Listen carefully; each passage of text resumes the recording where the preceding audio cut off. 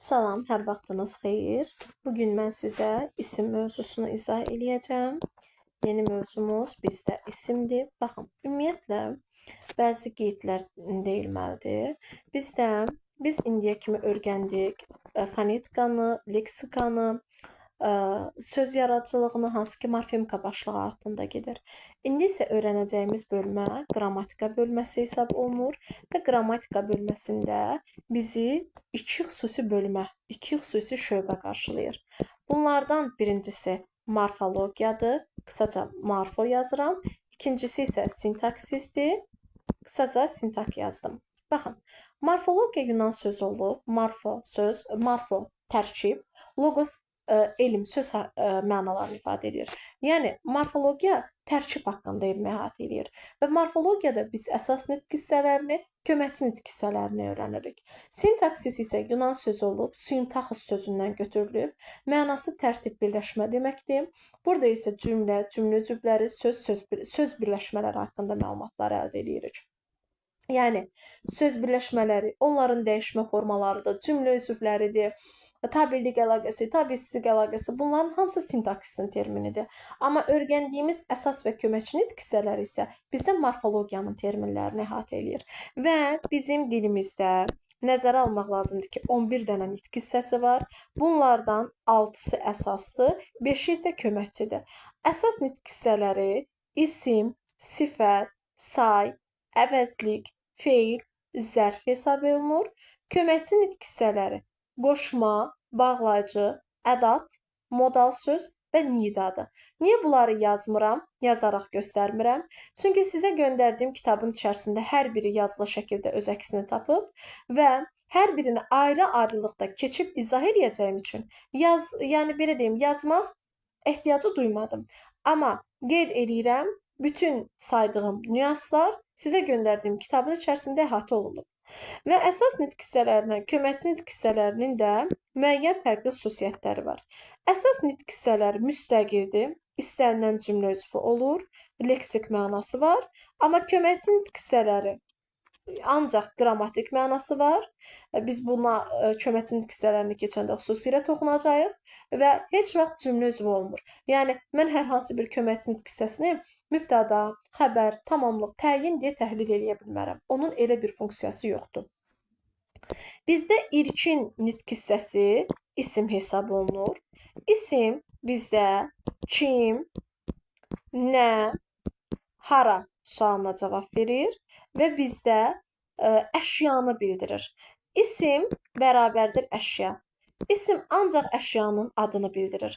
Əgər kitabın adı kitab, qapının adı qapı, pəncərənin adı pəncərə olmasaydı, mən bu məfhumları adlandıra bilməzdim. Və bu məfhumlar kim, nə, hara sualına cavab verir. İsimin özünə məxsus xüsusiyyətləri var. Məsələn, ümumi xüsusi olur, tək cəm olur, konkret mücərrəd olur, mənsubiyyətə görə dəyişir, hallanır, cəmlənir. İndi, hal mövzusu bizdə ayrıca bir mövzudur, amma yerdə qalan digər nüansları isə mən sizə özüm qeyd edəcəm. Deməli, bu nüanslar hansılardır? Birincisi, bilmək lazımdır, konkret və mücərrəd isimlər.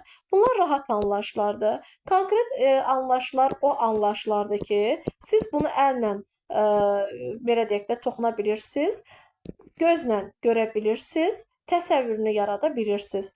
Məsələn, qapı, əllə toxuna bilirsiniz, gözlə görürsünüz, təsəvvürünü yaradırsınız və yaxud bina, pəncərə, ev, bunların hamısı sizin gördüyünüz və təsəvvürünü yaratdığınız anlayışlardır. Bunlar adlanır konkret. Məsələn, yazıram bura konkretə nümunə kitab, yazıram bura konkretə nümunə qapı, yazıram bura konkretə nümunə ağac və s. Bir də var bizdə mücərrəd anlayışlar. Mücərrəd anlayışlar o anlayışlara deyilir ki, orada müəyyən bir mücərrədlik gözünü göstərir. Yəni, necə? Siz onu abstraktdır, yəni təsəvvürə, təxəyyülə bağlı olan bir nüansı. Siz onu gözlə görə bilmirsiniz, əllə toxuna bilmirsiniz. Sadəcə beyninizdə müəyyən bir təsəvvürünü yaradırsınız. Məsələn, nəyi nümunə göstərə bilərik? Nümunə göstərə bilərik xəyal, fikir, duyğu, hiss, yuxu. Bunların heç birini siz gözlə görmürsünüz, şəklini çəkmirsiniz, əllə toxunmursunuz. Bunlar isə bizdə adlanır mücərrəd isimlər. və mücərrəd isimlər bizdə nə sualına cavab verir? Yadda saxlamaq lazımdır qeyd kimi. Hava və külək mücərrəd deyil, konkretdir. Çünki bizlə təmasda olur. Bir digər nüans atalıq, analıq, bacılıq, qardaşlıq, birini bura qeyd edirəm. Qohumluq əlaqəsi bildirən sözlər. Atalıq. Bu anlayışlar bizdə həm konkret, həm mücərrəd kimi işlənir. Məsələn, atalığı gəldi, öcək ata mənasında konkret. Bir də ilk dəfə atalıq hissini yaşadı, hiss mənasında. Bu isə mücərrəd anlayışı özündə etibar edir. Növbəti bir digər isimlə bağlı nüansımız ümumi və xüsusi olmağıdır. Ümumi isimlər o isimlərə deyilir ki, onlar ümumi anlayışları bildirir, eyni cinsli əşyaları adlandırmaq üçün istifadə olunur. Məsələn, yenə yazıram bura qapı, məsələn, yazdıq ağac, nə bilim, yazdıq ev. Bunların hamısı bizdə hesab olunur ümumi anlayışlar, yəni ümumi isimlər. Varlığı eyni olan əşyaları adlandırmaq üçün istifadə olunur. Bir də var bizdə xüsusi isimlər. Xüsusi isimlər o isimlərə deyilir ki, o varlığı tək olan anlayışları bildirir. Məsələn, bir dənə Firuzə var və yaxud tutaq ki, bir dənə Seyidova var. Yəni, o tək olan bir anlayış ifadə edir. Və xüsusi isimlər bizdə kim, hara suallarına cavab verir. Cəmlənə bilmirlər və konkret olurlar. Xüsusi isimləri nə nümunə göstərə bilərik? Ad, soyadlar, Seyidova, Firuzə. Sonra yer adları, Bakı, Gəncə, Şamaxı, İsveç, Portuqaliya və s. Sonra nümunə göstərə bilərik universitet adlarını, Azərbaycan Dilləri Universiteti, Azərbaycan Dövlət Pedaqoji Universiteti və s. Sonra nümunə göstərə bilərik əsər adlarını, Leyli Məcnun, Xəsrov Şirin, Əsli Kərəm. Başqa nümunə göstərə bilərik allegoriya olan heyvanların adı, yəni canlandırılmış, insana yaxın xüsusiyyətlər daşıyan heyvanların adı, hansı ki insanlara məxsus xüsusiyyətlər köçürülüb onların üzərinə. Məsələn, dürat, qırat və yaxud belə deyək də xüsusi ad verilən heyvan adları, məstan, toplan, bunlar da bizdə xüsusi isimlər kateqoriyasına daxil olunur. Və yadda saxlamalıyıq ki, kosmik fəza adları da xüsusi isimlərdir. Məsələn, Venera, Saturn, Neptun, Mars, Yer və s. Xüsusi isimlər bizdə cəmlənə bilməz. Bircə dənə istisnamız var. Sizin gülüb keçdiyiniz bu çoban torpaqları nə Nizamilər, Füzulilər yetişdirdi. Səməd Vurğundan verilən bu parçada Nizamilər və Füzulilər artıq bizdə hesab olunur cəmlənən xüsusi isim. Növbəti bir deməli anlayışımız bizdə cəm isimlərlə bağlıdır. Baxın, bizdə ümumiyyətlə əşyalar təkdə və cəmdə istifadə oluna bilər. Məsələn, mən bura yazanda kitab, bu təkdədir. Aydın məsələdir ki, tək anlayışı ifadə edir. Amma mən bu kitab sözünə cəm şəkilçiləri artırsam, bu bizdə olacaq kitablar şəklində və avtomatik burada cəmlənmə prosesi gedəcək. Yəni, bu varlığı çox olan əşyanı bildirəcək. Deməli, biz varlığı çox olan əşyaları yaratmaq istəyiriksə, lar şəkilçisindən istifadə eləməliyik. Amma bəzi isimlərimiz var bizdə, hansı ki, bu isimlər bizdə, yəni belə deyək də, cəm şəkilçisi də qəbul eləmədən çoxluq anlayışı bildirir. Biz belə isimlərə toplu isimlər deyirik. Necə toplu isimlər deyirik? Məsələn, baxaq. Məsələn, ilxı sözü olsun, sonra naxır sözü olsun, ordu sözü olsun, əhali sözü olsun, cəmaət sözü olsun, cəmiyyət, ictimaiyyət, xalq.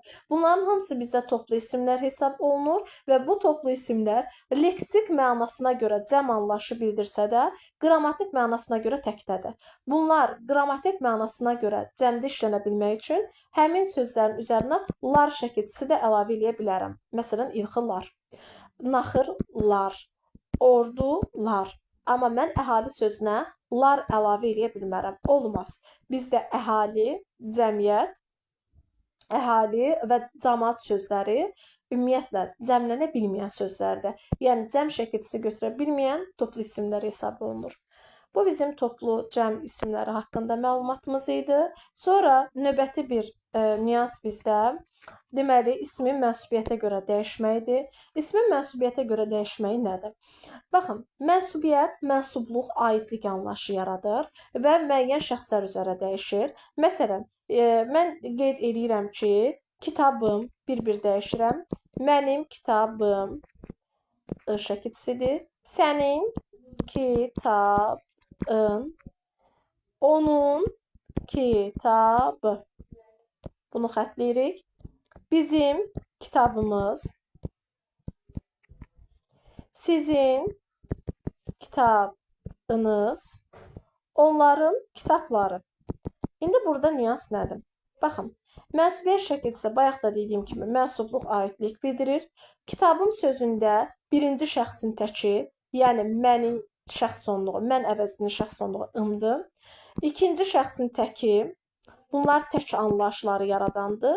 Kitabı üçüncü şəxsin təki, mən, sən, o. Baxın, mən ımdı, sən ımdı, o I şəkilçisidir. Və bunlar təkləri yaradır. Bir də cəmləri yaradan var, hansı ki, bura qeyd eləmişəm. Imız şəkilçisi birinci şəxsin cəmini formalaşdırır. Inız şəkilçisi ikinci şəxsin cəmini formalaşdırır. Lar plus I şəkilçisi üçüncü şəxsin cəmini formalaşdırır. Bunlar təki yaradan mənsubiyyət şəkilçilərdir. Bunlar cəmi yaradan mənsubiyyət şəkilçilərdir. Və hər biri kitabda ayrı-ayrılıqda qeyd olunub. Bu bizim mənsubiyyətə aid qeydimizdir. Mənsubiyyətdən maksimal sizə deyəcəyim bir nüans daha var. Yadda saxlamaq lazımdır ki, su, nəm, tali, mənşə,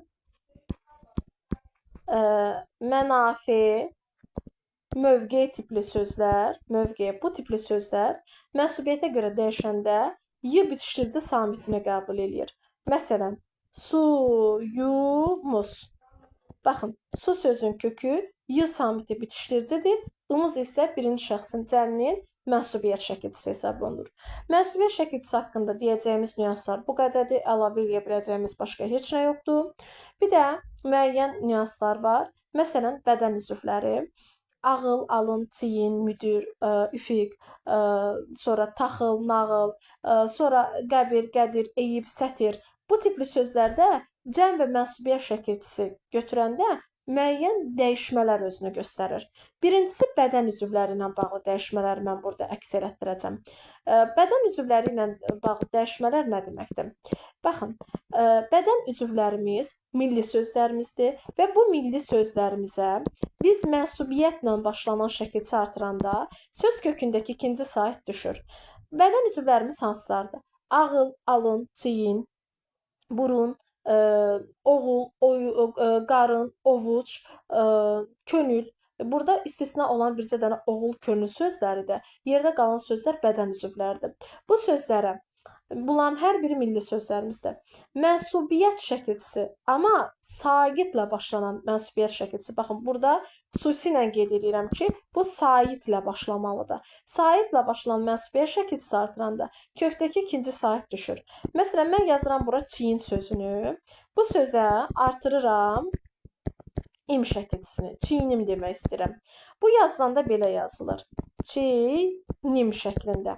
Burada kökdə ikinci sait var idi. Buna saitlə başlanan im şəkilçisi artıranda kökdəki ikinci sait nə etməlidir? Düşməlidir. Fikir verirsiniz, Y ilə N-nın arasında artıq heç bir sait yoxdur. Sait düşmə hadisəsi burada baş vermiş olur.